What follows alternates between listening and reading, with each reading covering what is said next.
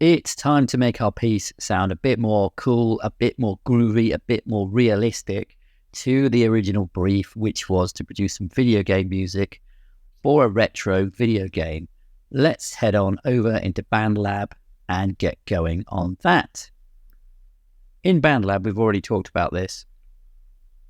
I've used the default instruments, which is an 808 drum machine for the drum machine, and then I've just used 4 different grand pianos, and that's a lesson in itself. You can add as many instruments as you want in order to create what you want to create. Okay, there's no real limit. You could just keep adding them.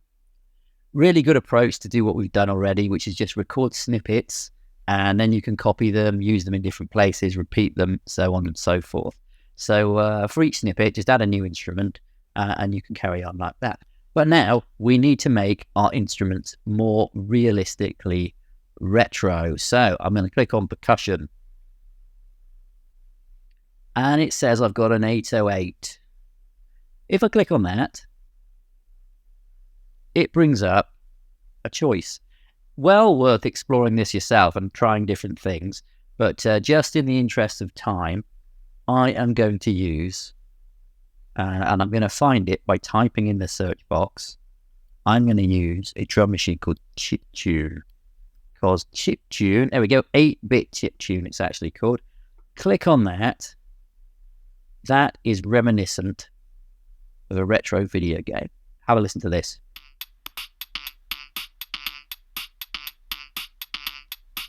Okay, so that's much more what we're looking for our retro feel.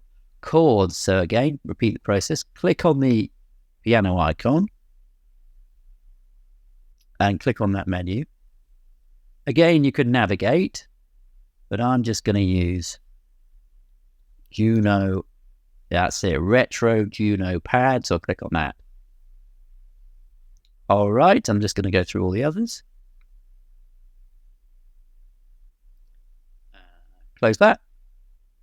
For my bass, I've got 2 bass tracks, one for the intro, one for the main bass line. Click on that. For my bass, I'm going to use Grime bass. There we go. Select.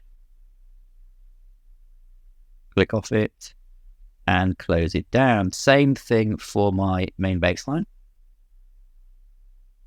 Click. Type in Grime bass. Select. Click off it and close. And then for my tune, I'm going to use G-Funk lead. Okay. If you want a really, really deep down and dirty 80s feel, also try hyper pop synth. See how that goes.